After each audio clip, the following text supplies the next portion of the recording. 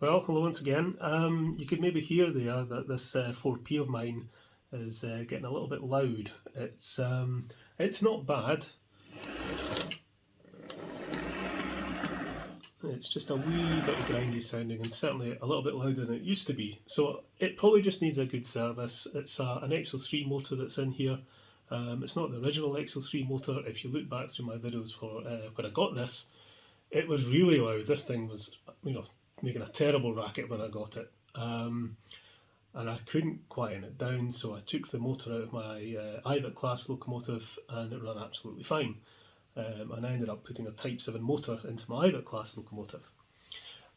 So, as I say, I could service this, but last year a chap called Kevin in New Zealand sent me some of these. These are Type 7 motor mounts that can be used as replacements for XO3 motors. So that will slot in where the XO3 motor would go, and you can put the Type 7 motor in here. So I thought, given that this is getting a bit noisy, we could maybe give it a go. Stick a Type 7 motor in there, put it into the locomotive and see if it works. So as I say, these are 3D printed, so they're plastic, but that shouldn't matter because a Type 7 motor doesn't conduct electricity through the motor mount the way an XO3 motor does, so it should work fine. So let's give it a go. So these are the 3D printed mounts that Kevin sent me, some in black and some in white. And it's basically just the frame to fit the motor in, and a little bit that goes on the back to hold the motor in place. Initially when I looked at these I thought, I'm not sure if they'll be rigid enough, but I think actually once that's in place and then screwed in, I think they'll be fine. So I'm going to try using one of the black ones because I think the white ones, they might show through the wheels in the locomotive. So I think if I was to use these, I'd want to paint them black. So the other thing you need is a little screw to hold this little back piece on, and a Type 7 motor. Now Kevin also sent me this motor, which seems absolutely fine. I've tested it. And I've fitted on a worm gear that will work with the drive gear on the 4P. So that's a worm gear that will work with an XO3 motor configuration. Right, okay. So I think first of all we'll pop this in here. I'll get my glasses on so I can see what I'm doing. And that will then fit in there, like so. I'll screw that. So there we are, that's the motor in its mount, but there is a bit of flexing there, but I don't think that'll be too much of an issue. As I say, once that's in position and screwed in, I think it'll be okay. So let's open up the 4P and see if we can fit this Type 7 motor. Screw it out. And that'll then come off. So we want to remove this motor using my little makeshift brass screwdriver here. Let's screw out, and that'll come out. I want to remove that. So that's the XO3 motor we're taking out. So before I start messing around with the wiring, let's just fit this motor, see if it actually fits. It appears to do. Yeah, and you can see it, once it's in place, it does tend to flex a little bit, but I think, let's just screw this in.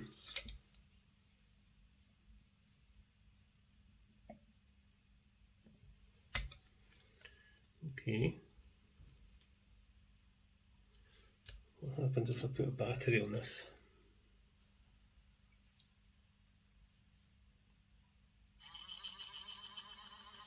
Well, that seems to work. Cool. Just going to take this screw out again just now. Now, what we want to do is to connect the wire from the pickup to this top terminal on the Type 7 motor, and a wire from here to the little screw that held on the motor, and that will pick up the current through the chassis. So I think what we can do is basically leave the wiring as it is, but what I'll maybe need to do is take a wire from there to the little brass terminal to fit with the screw, and that will just solder straight to there, and that should work. The other thing I'm going to do is just expose some of the metal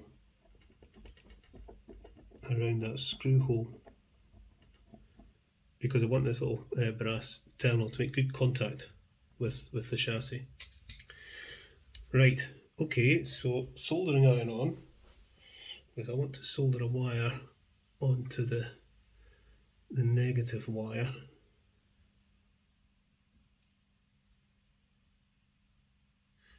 And I want to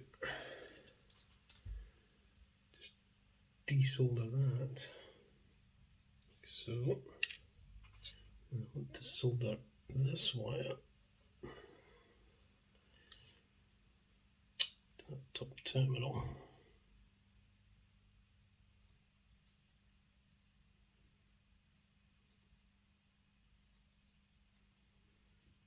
Okay. Solder in here just to get that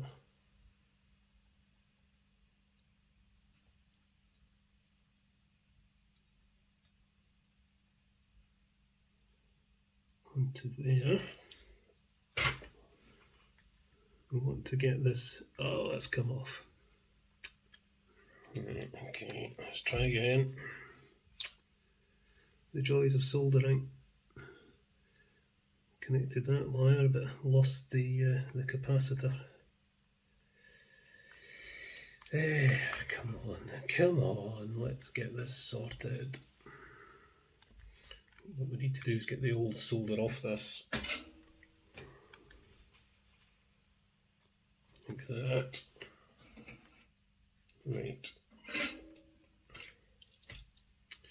Get some fresh solder on here. Right. So what to do is to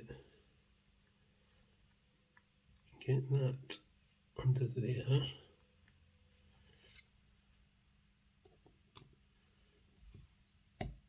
There we go. So, in theory,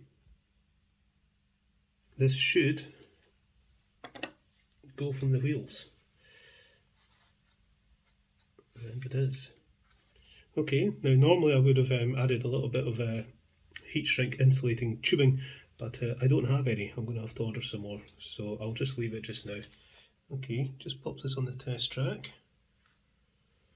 and we'll get some lubrication on this gear before doing anything else actually.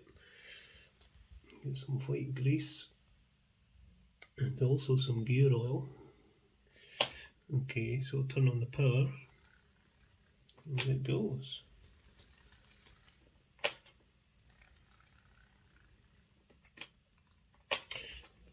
Okay, we'll go and stick it in the layout and see what it does. Right, so power on.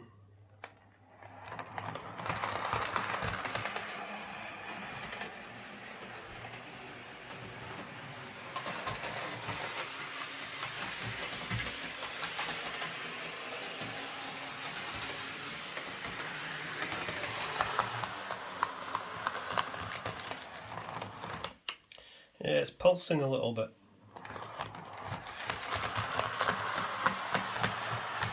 Clunky going backwards.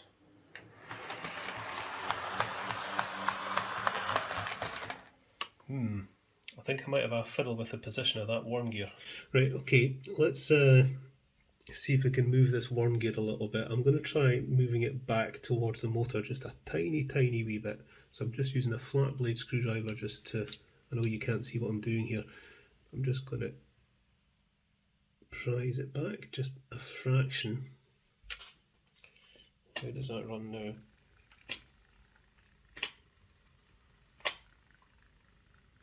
Well, it seems to run okay in the test track. Let's stick it back in the layout and see what it's like.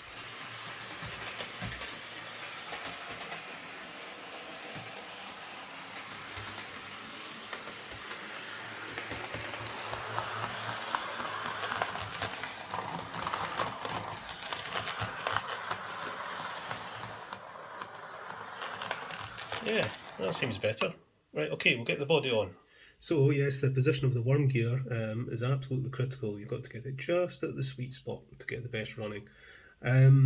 It's quite a small motor for what is quite a large locomotive, but it should be absolutely fine. They're quite torquey, these little motors. But we'll see how it goes. I mean, I can always put it back to the XO3 motor if this doesn't work out. But I really wanted to test these motor mounts that Kevin sent me, and I would say they certainly seem to work. So again, thanks very much to Kevin for sending them, and sorry it's taken so long to get around to trying them out. Right, okay, let's get the body on. The recess for the body fixing screw in this locomotive is really deep, so I use a little bit of blue tack to hold the screw and get it down there because it's a brass screw, so it's not magnetic. Don't over tighten. Right, okay, there we go. Let's see how it goes in the layout now.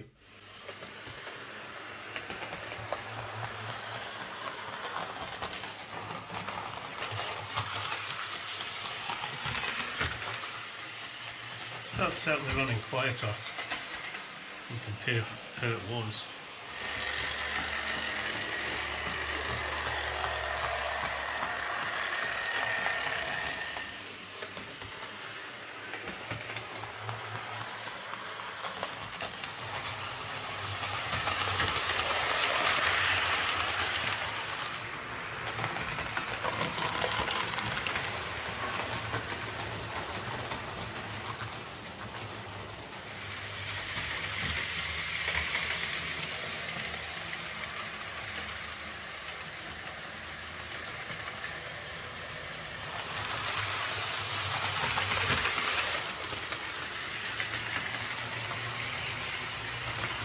So a big thumbs up to Kevin. These little 3D printed motor mounts seem to work, and it's going to be jolly useful to have a little supply of them. This is still running a little bit clunky. It always has done, and I think it's. I put it down to the valve gear initially, but I think it's the traction magnet. It's an older model with the traction magnet in the chassis. I think if I was able to punch it out, it would run a lot smoother, but it means taking the wheels off, which is, that's a whole big operation, so maybe one day. But I think this is certainly running quieter than it was, so result.